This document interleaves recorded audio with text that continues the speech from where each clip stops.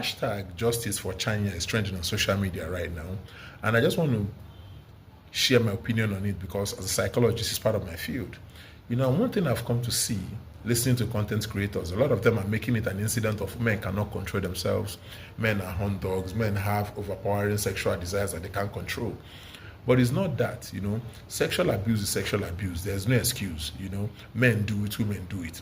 And I don't think any man in his reasonable mind will condone this kind of abuse because we men have kids, we have sisters, we even have our neighbors' children that we play with, and if anything happens to them of that manner, we'll be very, very upset about it. So one major obstacle I see when it comes to this issue of sexual abuse is there's this code of silence. Mothers know that their daughter is being abused by their father, but they don't want to talk about it. They don't want the neighbors to know. They don't want outsiders to know, so they keep it in the family. And oftentimes, the mother may even be pressured to even go along whatever the father is doing, especially if the father doesn't want to stop or just won't stop. And that thing again is that when it comes to sexual abuse, right, against minors, most of us don't know how the procedure goes.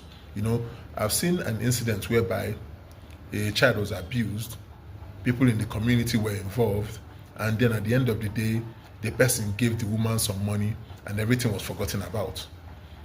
I've seen an incident whereby the thing happened, the mother doesn't want anybody to know because she felt like it will ruin the child's image or her potential of getting married.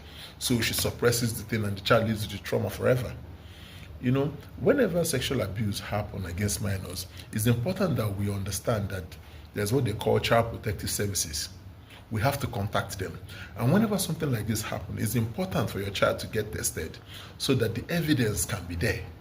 But what some of us do, unfortunately, is that when this thing happens, we don't talk about it for a long time, and by the time we eventually get tested, there's no evidence, and because of that, it's difficult to prosecute whoever is responsible for the action.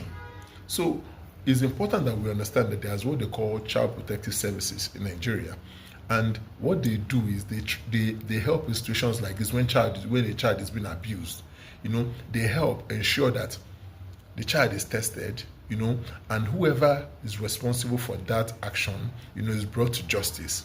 So it's important that we know it. So it's not an issue of we are just all angry and this, but we should also know how things are done so that this instance like this should not happen.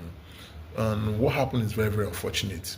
May she rest in peace, and I hope the perpetrators are brought to justice because this kind of thing cannot allow to go scot-free because they've ruined that girl's life. Only God knows what she would have been.